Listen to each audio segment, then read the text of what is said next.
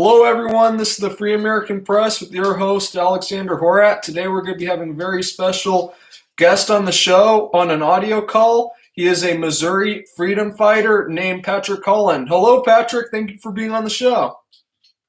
Hey there, Alex. Thank you very much. It's a pleasure to be back again. Thank you for having me. Yeah, that's great. So, Patrick, could you tell the viewers a little bit about Sepa and what you've accomplished in Missouri? Sure. Sepa is short for the Second Amendment Preservation Act. Lots of states have it, but Missouri's is a little different, actually a lot different, because ours has consequences to those who would break the new law. Let me explain what the law is, what Sepa is in a nutshell.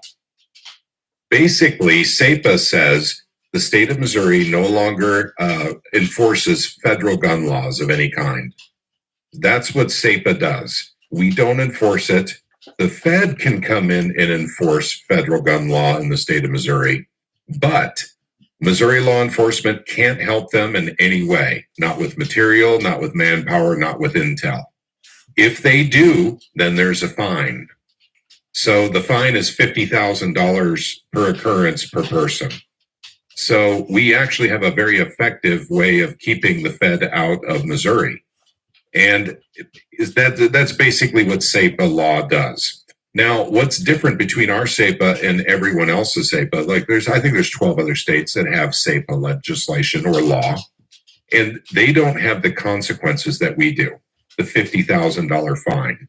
In all the other states, those were negotiated out to get the bill passed, and then it becomes a somewhat impotent, innocuous bill because there's no more consequence for law enforcement for breaking the law. And that goes into qualified immunity. Maybe that's another discussion, though. So we don't have qualified immunity for Missouri law enforcement if they break the law in Missouri. So if they actually enforce a federal gun law, they're in big trouble financially. Yeah. So that's what we've done in Missouri. That's what the Second Amendment Preservation Act is, and that's how we treat it with consequence.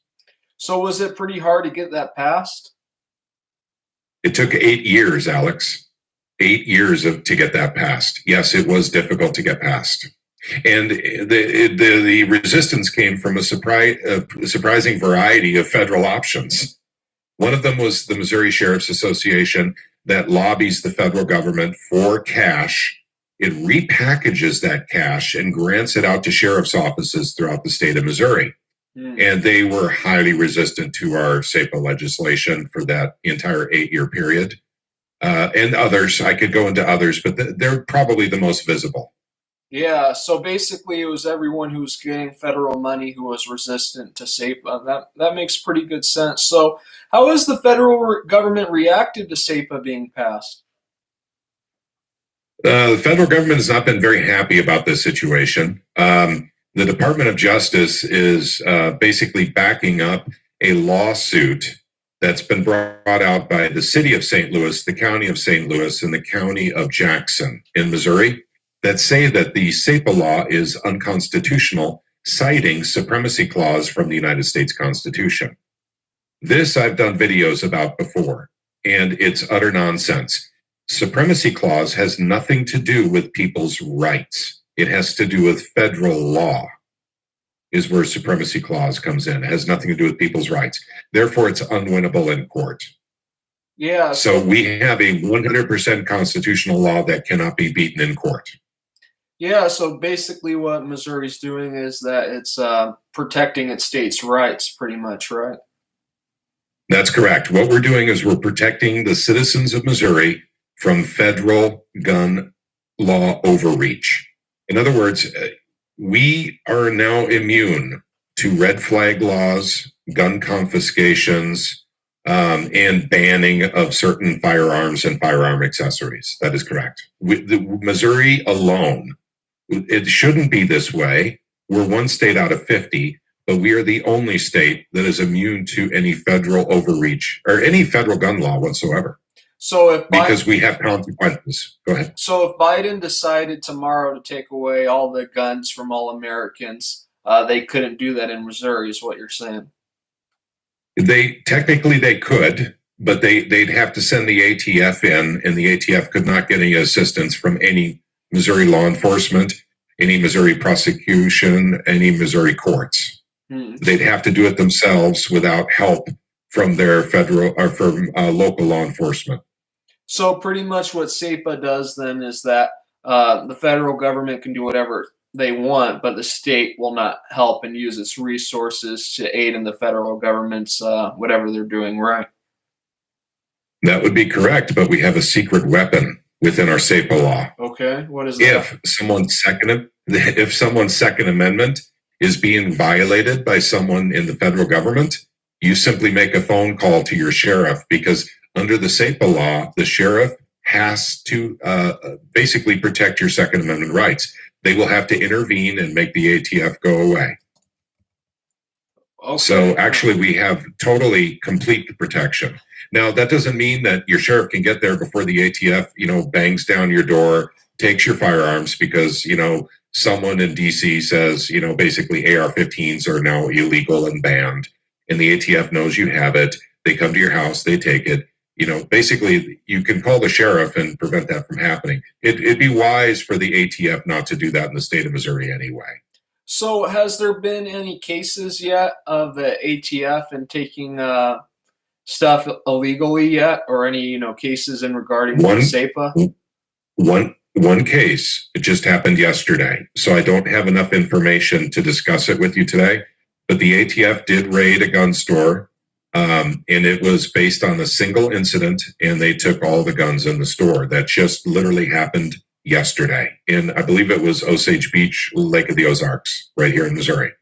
So I don't have enough information to actually dissect this and tell you exactly what happened and what the ramifications will end up being yet.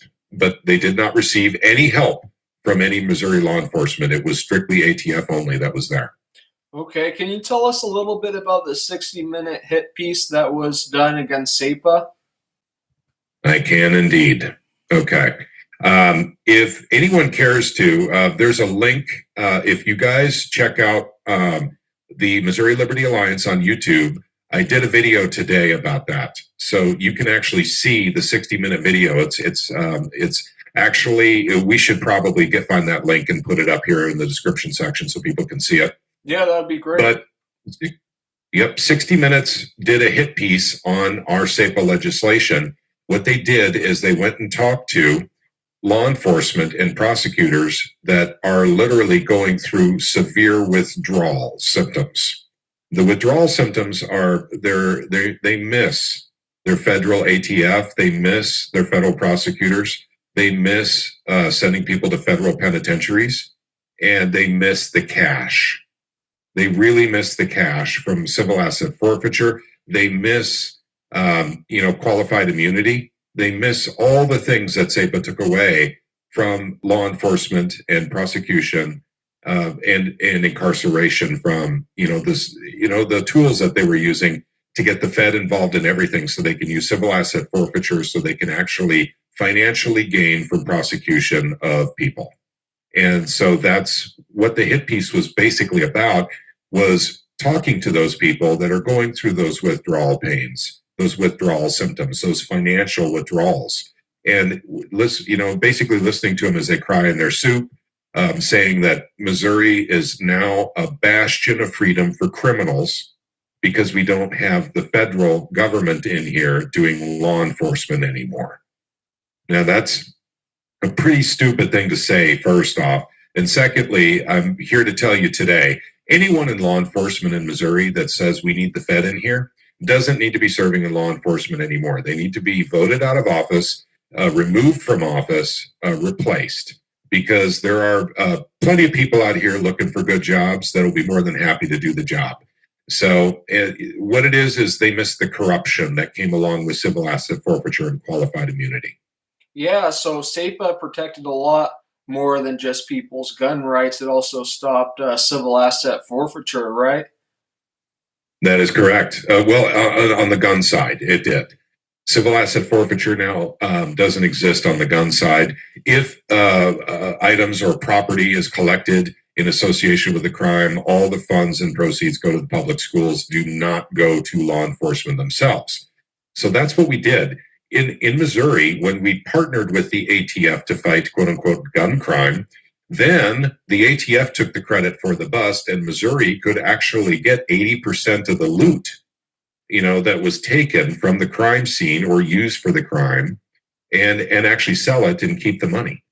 80% of it. And then the Fed took 20%. I believe those are the correct numbers. I could be off by a little bit. It could be 25-75. I'm not sure, but I think it's 80-20.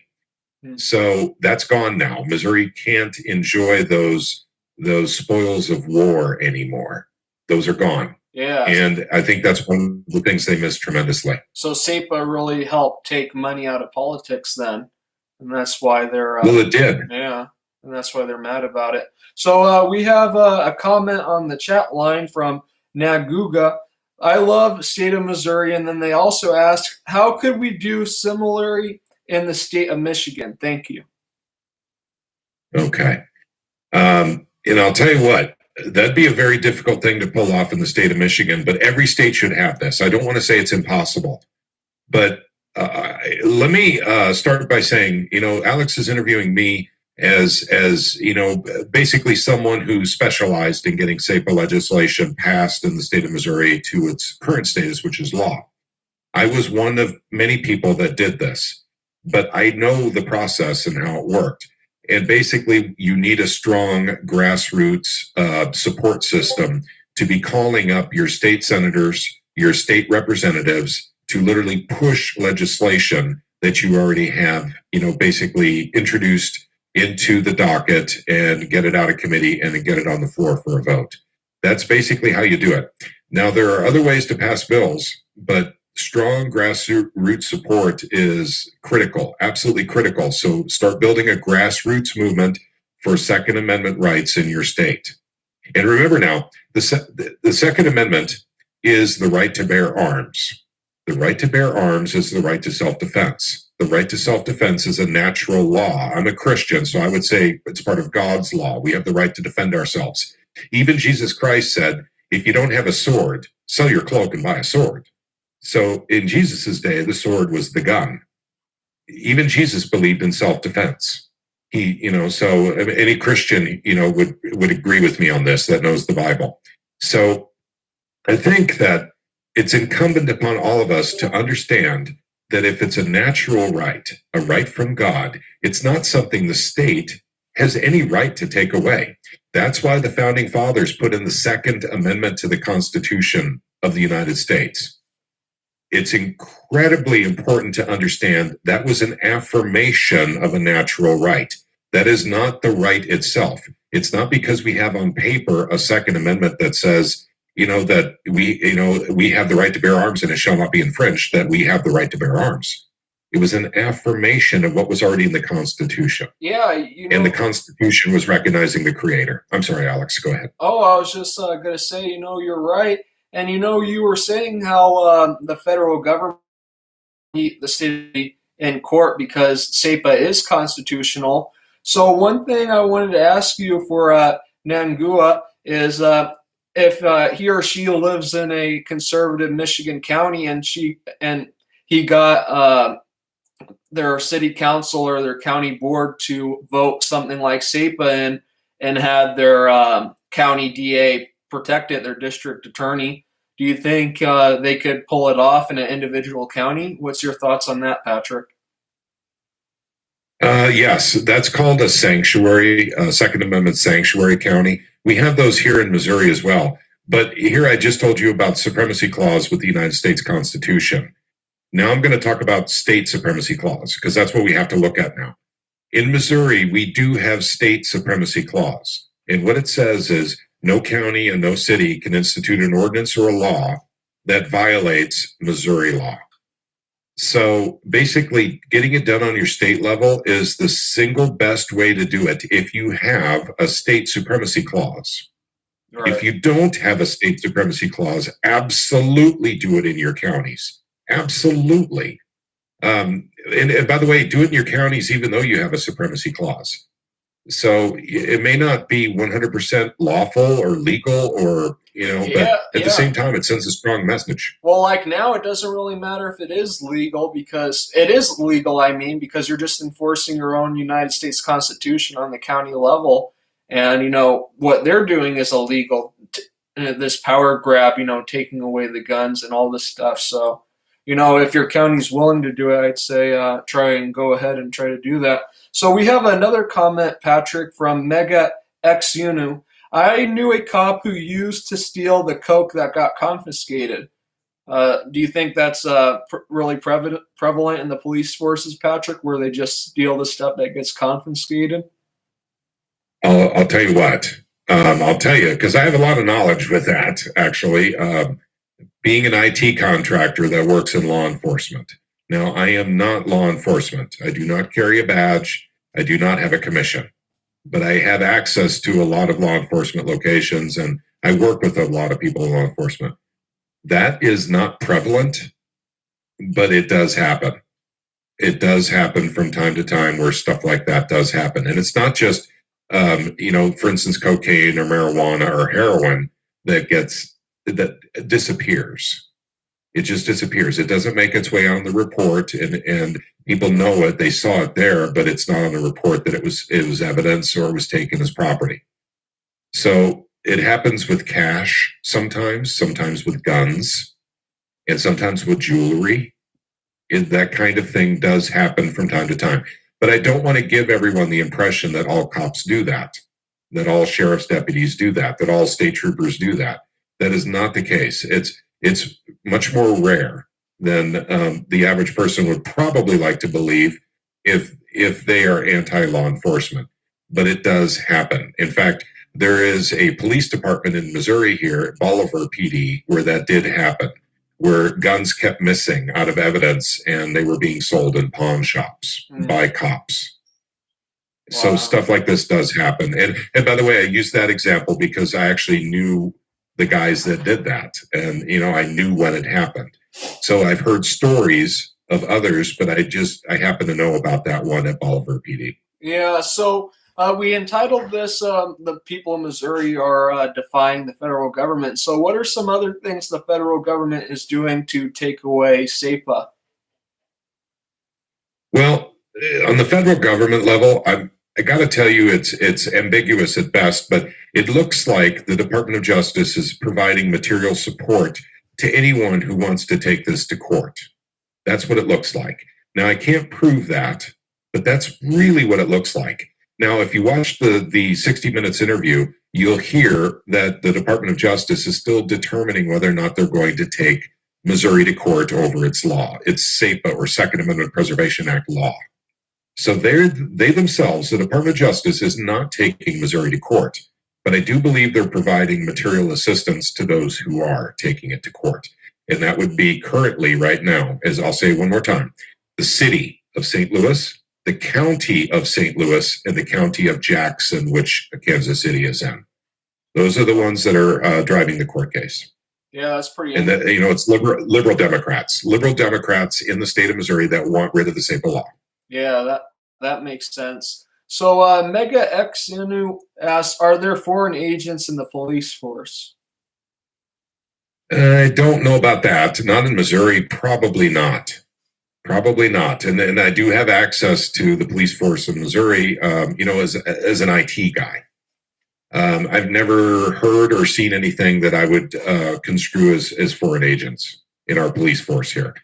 Not on the state side, not on the county side, not on the city side. Yeah. So what are the chances that SEPA will remain, that it won't be taken away from the federal government?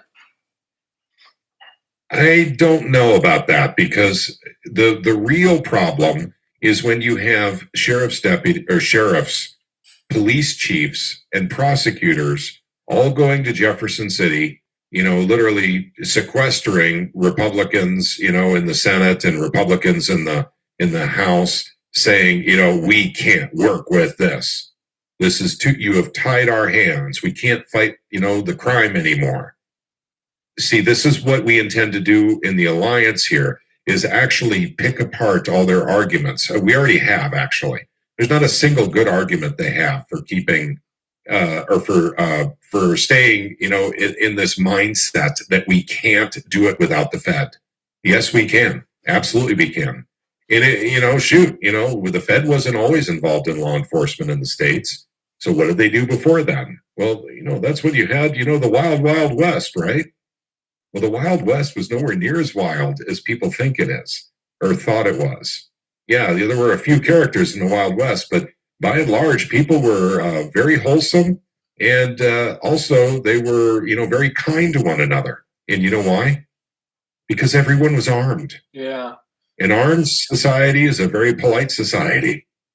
That's just the way it works. Yeah, I can't disagree with you there. So we saw Sepa was a really good stepping stone for Missouri for freedom. So what are some ideas for the next Missouri state legislative season? What do you plan to do in Missouri to increase Missourians' freedoms? You bet. I've got a lot of ideas. I got a lot of things I want to do. But I may end up spending more time on making sure SEPA stays in Missouri and it doesn't get altered. So I'm probably going to put a lot of energy into that. However, I would very much like to introduce a bill in the state of Missouri for legislative year 2022 to make gold and silver money again in this state, make it transactable money.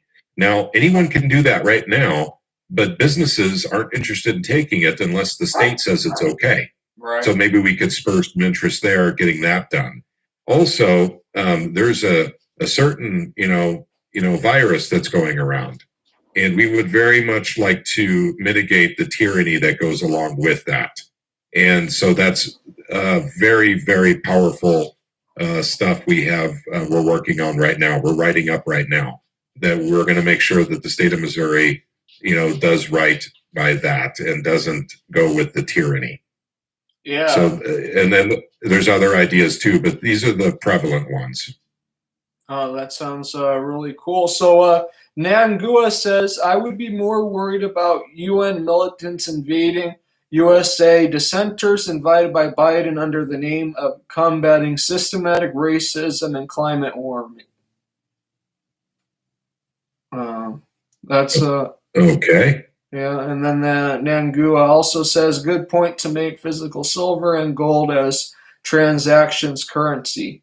Yeah, I think that's a really good idea too, Patrick. So what are some steps to do that? Well, it really is something that I think would be relatively simple to get through the General Assembly in the state of Missouri. But I want it to have teeth, like SEPA has teeth. And the teeth of the gold and silver bill would be that the state has a repository. In other words, the state, instead of holding all of its reserves in like bonds, like U.S. treasuries, that they trade some of that out for gold and silver.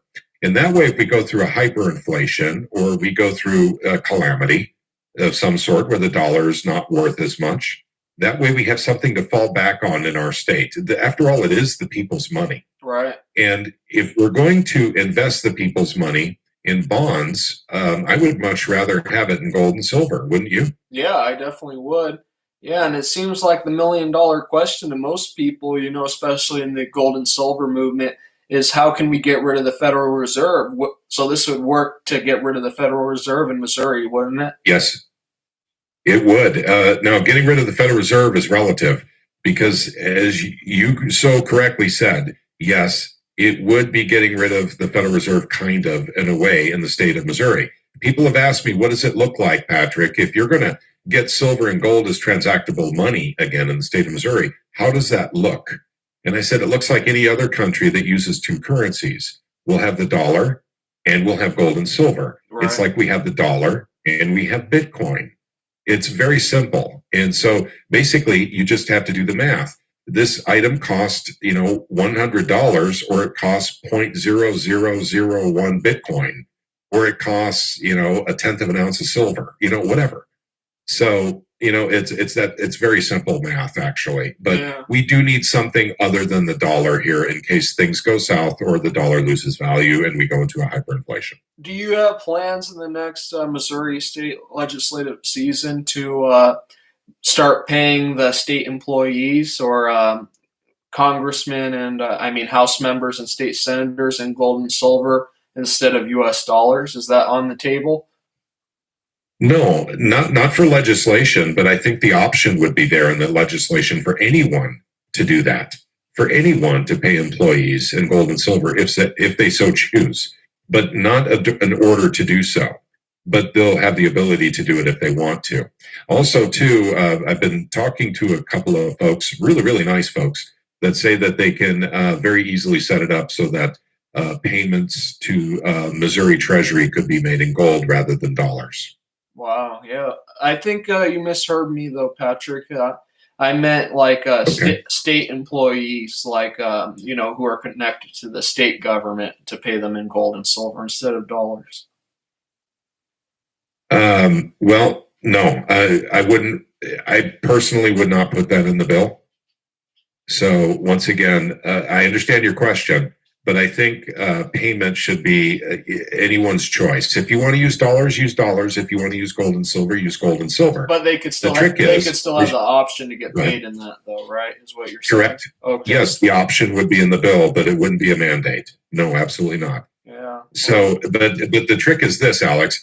What do you want to hold on to? Dollars that keep on going down in value, or gold and silver that continues going up in value? So I think if you give the option, I think a lot of employers and employees will say gold and silver, please. Yeah. Yeah, I think you're right. I think so. We have a question here.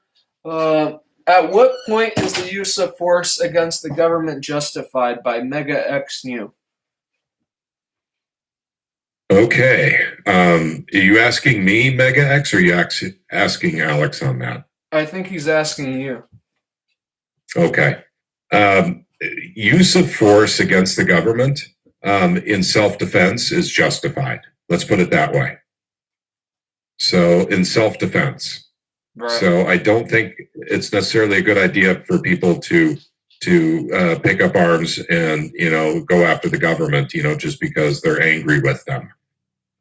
There's usually other ways of dealing with it. That's why we're doing what we're doing in the state of Missouri. We're nullifying federal law in the state of Missouri.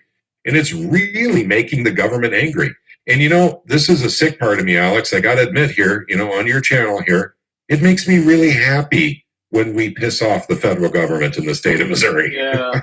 It makes me happy. It makes me smile on the inside. Well, I mean, it's great that we're finally getting some victories, and it's not just the federal government, taking away all our freedoms. At least we're having some victories in Missouri. So I think that is really good. So we have a question by Gary Wright. Physical silver and gold only, not paper like SLV or PSLV. And then he also says gold-backed currency, not fiat Fed notes. So one thing I saw, so from his comment, one thing I did see in Utah, they're making these gold paper dollars or something. Sure. You've seen those before, haven't you? Yeah, I have. There's 2 states that have them, I think. So could Missouri start issuing those? Yep. Once we get gold and silver as a transactable currency again, I think we should get those. Absolutely. And I want to comment to Gary. Gary, if I gave the impression about paper silver and paper gold, I'm very sorry. I don't believe in paper silver or paper gold. Say that. Physical gold and silver only is what I'm putting in my bill. So let's see, gold-backed currency. Yep. Once again, I love that too. Yeah, I think that's. I think that. Yeah. So, and I'm talking about the kind of gold currency that Alex was referring to, by the way, that has actual gold in it. And I'm not sure that a gold-backed currency is necessarily like, for instance, the old, silver and gold notes. I wouldn't recommend those because that can be corrupted. And it was corrupted here in the United States even. They were printing more currency than they had backing. So they kept bringing down how much backing, the currency had in gold up until the end of the Bretton Woods Accords when they actually went off of the gold standard in 1971. I believe that was August 15th in 1971. Yeah, those. And yeah. I think gold, the paper currency in the United States had 6% backing by gold by then. When the Federal Reserve first came in, it was 100% backed in 1913. And then 1971, it was 6% backed. That tells you how much currency they were printing at the time. And if it were still back today, it would be a tiny fraction of 6%. Yeah, that's Tiny true. fraction. We've printed a lot of currency since 1971. I think that's why they had to get rid of the gold backing, because they were printing so much, using, that unphysical paper gold, and paper gold ruined the whole system. That's probably what ruined the gold system, unfortunately. Yeah, you're probably right. Yeah. So do you think this gold bill will most likely pass the Missouri state legislature?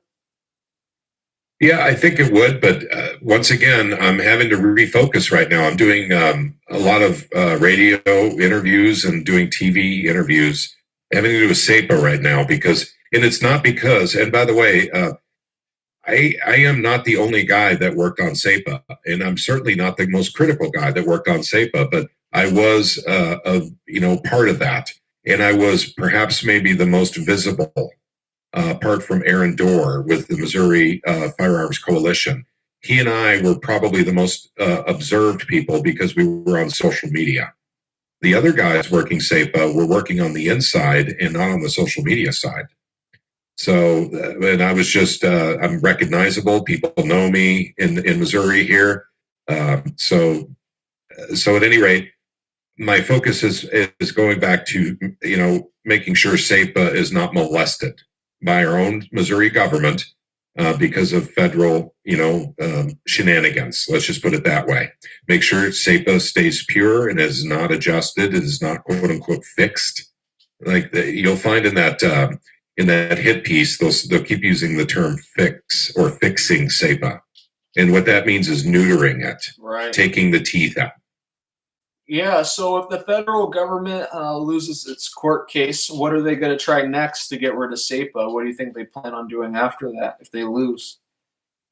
Well, I'll tell you what I would do if I were the federal government, because you got to think like a criminal if you want to think like a federal, government person, right? So what I would do is I would pay off as many Republicans in the Missouri General Assembly as possible so I could get them to reverse the SEPA bill. So, through threaten them, I would bribe them and do whatever it takes to get it done that way. Do you think they've succeeded in doing that to any of the legislator yet? I have no idea. I don't know of anything like that. I'm just saying, thinking like a criminal, because if you want to think like a DC politician, you have to think a lot like a criminal. If you want to think like the Department of Justice, you have to think like a criminal. And so thinking as a criminal, if I can't win it in court, that's how you do it, is you pay off all the assemblymen necessary to reverse SEPA. You bribe them or you threaten them, whatever they respond to. So that's what I would do if I were them. So if Missouri loses in court, what happens to SEPA?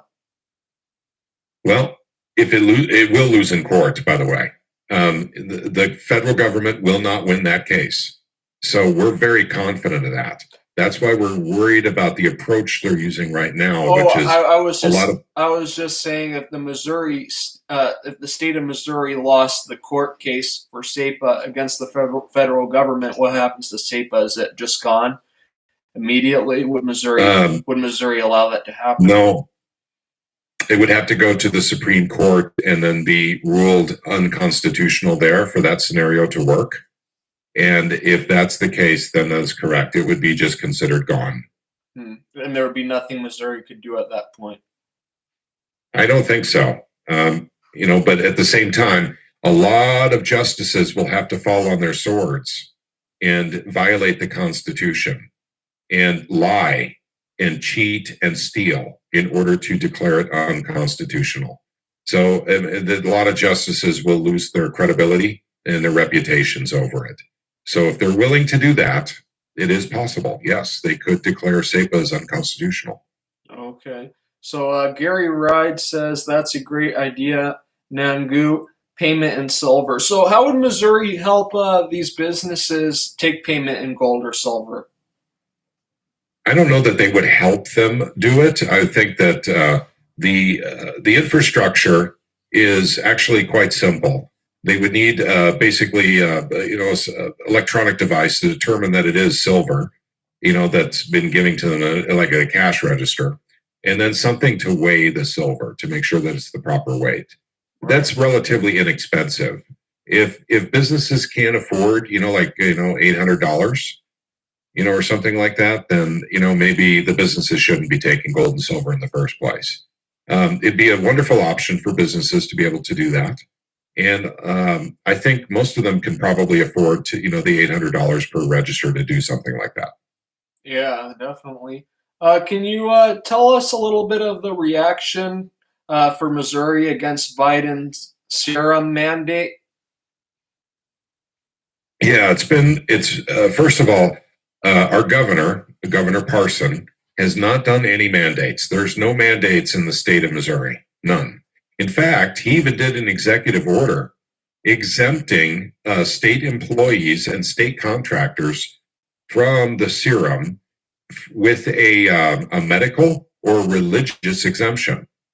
Now, he didn't do anything for the citizens. The citizens are still left out in the cold on this, but he did exempt the state employees if they so chose.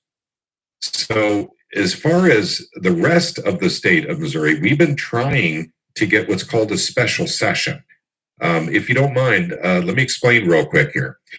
The state of Missouri has a part-time General Assembly. What that means is they only meet to actually make laws about 6 months out of the year.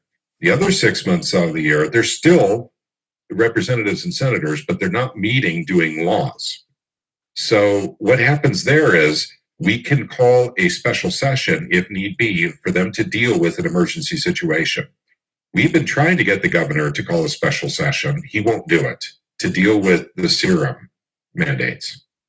We have been trying, and another way is to get 75% of the General Assembly to actually override that and actually start one without the governor's permission. We can't get to that 75% because the Democrats in the state don't want it. Now, the Republicans are a super majority here, but they are not a 75% majority. So we needed some help from the Democrats to get this done. The Democrats weren't willing to do it. And by the way, I'm not saying all Republicans are great. There are some Republicans that wouldn't put their name on paper for actually calling for a special session, but said they would verbally, and I don't trust that, by the way. I'd like to see their name on paper. Yeah, definitely. I definitely agree with that. So we have a really good question from Tactical Chiller. Hey, question for MFF. Neighbor from NEA, Arkansas. Recently graduated from high school and I have been interested in local politics. How would I go about getting into it? Okay. Tell you what, I have a lot of great recommendations for you. And you're just graduated from high school. And something that you may want to consider is going on your local school board. That is a great place to start. And if you don't want to do that, consider your city council. Those are two great places to start in politics, get your feet wet. And I want to say a special hello to you because you're in Arkansas, so we're neighbors. So that's really cool, man. Hello, neighbor. But that's a great way to get started in politics at your age. Now, once you do a little bit of time, do a time in your city council or do time in your school council, school board, you might be ready for the state legislature as a representative by the time you're maybe 22 years old. And you could probably, kids, I say kids, I'm 50 years old. So anyone younger than me is a kid, right? So forgive me when I say kids. But young folk at 22, 24 years old get into the Missouri legislature on a regular basis. So as representatives, senators, no, not so much. But on the representative side, it happens all the time. So that's what I would recommend. And also make sure you go in there with the right attitude and make sure that you don't let other people corrupt you, and always do the right thing. We need really good people in politics on the local level. We really, really do. And everyone knows, I'm not saying something that, I think that it would shock people, but there's corruption everywhere. Yeah. There's corruption everywhere. We see it at the federal level. We talk about it, Alex. We know about it.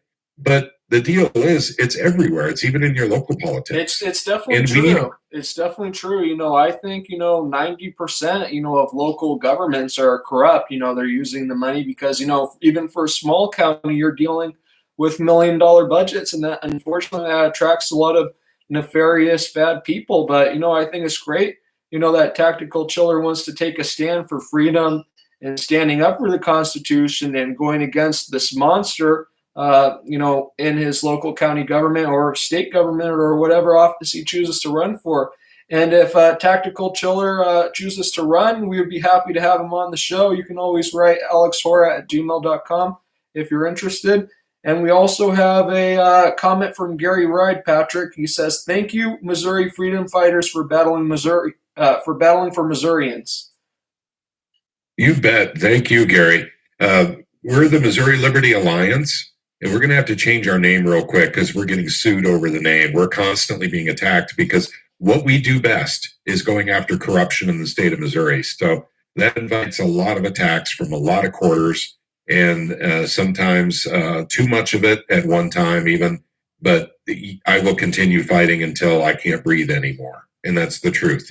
I'm a Christian, and I also believe in the Constitution of the United States. Those are my guiding lights, particularly, my Christian roots, but also the Constitution of the United States. That's what I fight for. Those two things right there. Yeah. For Jesus and for freedom. Would you like to tell the viewers a little bit about that lawsuit? Sure. There is an organization. It's called Liberty Alliance USA. And they have a similar name. They've trademarked the name 2 years ago. And ours is the Missouri Liberty Alliance. So Liberty Alliance is the same in both names. What they're claiming in their lawsuit is that they also go by Liberty Alliance Incorporated in Missouri. So they go by that apparently sometimes too. And so they're saying that is too close and that we must give up our name. And otherwise they're going to do horrible things to us in court. So, but the Liberty Alliance USA claims to be an organization very similar to ours. Our investigation has revealed they're nothing like us. They claim to be a grassroots organization that promotes good, conservative legislation. Our investigation reveals that they take large corporate donations and they give it to rhino Republicans. Mm-hmm. That's what we've been able to find out so far. So they're nothing like us. We don't work that way. In fact, we don't even promote politicians. We will eliminate, the wheat from the chaff. We'll let you know those you shouldn't vote for because they're not pro-life, they're not pro-gun. They voted, improperly in other areas. We'll let you know about that. But the ones that are good, we'll let you know, hey, these are all good people. So we don't give money to politicians. We do accept donations, but we don't give money to politicians at all. That's not what we do. We promote freedom in the state of Missouri and for the state of Missouri, but we also are a resource to other states. We've been talking to other states about starting similar organizations. Yeah, definitely. And if you want to join the California Freedom Alliance, if you live in California, please write California Freedom Alliance at gmail.com. And yeah, and this other like that, right, Patrick? Sure, absolutely. Yeah, so that's definitely an abuse of power. So if anybody else has some questions, please feel free to type them in and we can ask Patrick. If not, we're going to close the video. Do you have anything else you'd like to say, Patrick? Yeah, actually, if you don't mind, for those of you who watch this, I do recommend several things. Alex would too. And when he makes, probably a few comments on what I say, we do need good people in politics. We really do. And one thing Alex and I will talk about from time to time is that good people don't want to go into politics. They just don't want to deal with the crap, the corruption, but that's how it breeds, is because good people don't go in and do it. And Alex and I both agree on this. We're very closely aligned in our thought processes. We need good people in politics, people that are not corrupted, people that will not be corrupted in politics in order to deal with corruption. in politics. This is how it's done. There is no other way to it's very difficult to cure corruption from the outside. What you can do is you can mitigate some of it from the outside, but you do need good people on the inside as well. Also, for those who don't want to go into politics and you do care about your freedom, you better fight for it, because people are trying to take away your freedom.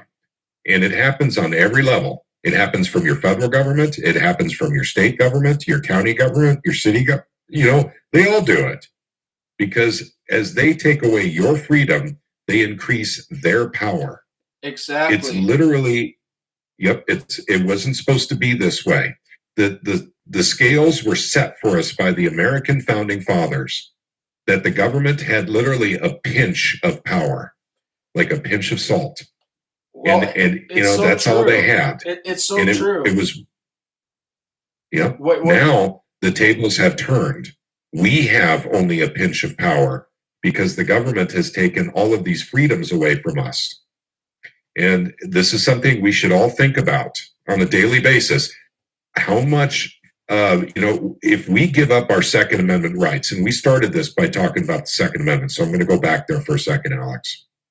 If we give up our right to bear arms, if we let the federal government literally continue to infringe on our right to bear arms to the point where, we become Australia or Canada, then we will lose the rest of our freedoms in short order. The only reason we have even some freedom left is because we still have our right to bear arms. Yeah. Very important to remember. Go ahead. Yeah, you're definitely right. And, as an interesting side note, basically, most governments, even county governments, like local county governments where I am at, they're not interested in freedom at all. They're just more interested in making new tax laws, increasing their taxes, and giving you as little benefit as possible. Like the roads are in terrible shape, but, they can decide to build a $20 million courthouse here in my county for them and whoever's contracting out to make these buildings. So it's pretty scary. And there's another really good comment from Tactical Chiller. That was exactly why I was interested in. My school has a $9 million budget. The school's literacy, English, math, and science skills are plummeting. My school officials, and it looks like they're going to type something else. But yeah, so what do you think about that, Patrick? Absolutely. That's a common problem, Tactical. We have corruption within the school system too. Now, this is the thing. Now, I have been around politicians for almost my entire life. Since I was about 17 is when I got politically active. I'm 50 years old now. So I have a lot of advice to tell, younger folk. And one of the things that I have found is when it comes to school districts and people run for school board and they keep telling you how much they care about the kids, don't listen to their words. Look at their actions. Right. Because they're not doing really, by the way, I don't want to group all of them in, but I want to tell you what I've seen in my lifetime. I have seen so many of them literally dump the kids in favor of literally making sure that the contracts go to their friends and their friends' businesses. That's what they're interested in. That's what they go to school boards for. Control of currency, just like Alex said before. There's a lot of currency flowing through that school system, and they oftentimes want to make sure that their friends and their buddies get, a little piece of that pie. And they actually go into the school board to do it, and I can prove it. It happens all the time. We have a really good comment from Tactical Chiller, which applies to your experience, Patrick. So he says, They care more for the school's new multi-million-dollar sports complexes and want to increase the school district's mileage to increase the county's school taxes. That's right. That's right. That's the thing in business. Government is a form of business. In fact, government is a business. And if you read any books on business, they'll tell you the same thing. It doesn't matter which book you read. If you're not growing, you're dying. And schools feel the same way. They want to keep growing. If they can't physically grow in size anymore, they want to grow in dollars. So it's all about growth. And so, churches work the same way. Literally they feel the same way anyway. So I agree with you 100%. And by the way, Tactical, I should almost put a link up to another YouTube channel, not the Missouri Liberty Alliance, but another one, where I actually defeated a school bond that was going to a multi-million-dollar sports complex right in my school district. And Alex was reporting on it at the time, the work that I was doing. Can you tell everyone a little bit about that? Sure. Okay. They were trying to do a $2.6 million bond. And this is in Clever, Missouri. That's a school district that I'm in. It's a town called Clever. And the $2.6 million bond, they called it the safety and security bond. And because they were saying, well, we're going to do heating and air conditioning upgrades with this $2.6 million with the 3 school buildings. And they said they're going to put in what we call man traps. In other words, 2 sets of doors to get into the school. So what they also put on that bond after that was what they called a field house, which is a sport complex like you were talking about. And I saw the designs, I saw the blueprints for this complex, and it wasn't a field house. This was actually a clubhouse or a complex.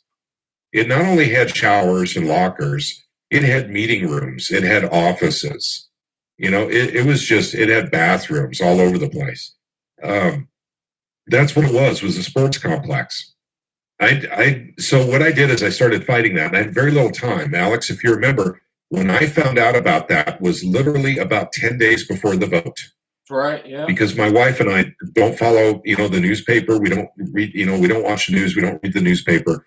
And so Facebook, basically is where we get our quote unquote local news.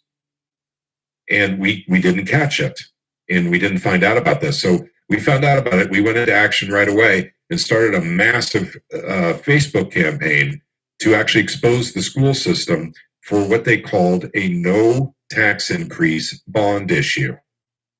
Now, you can't see me on camera right now, but it works like this.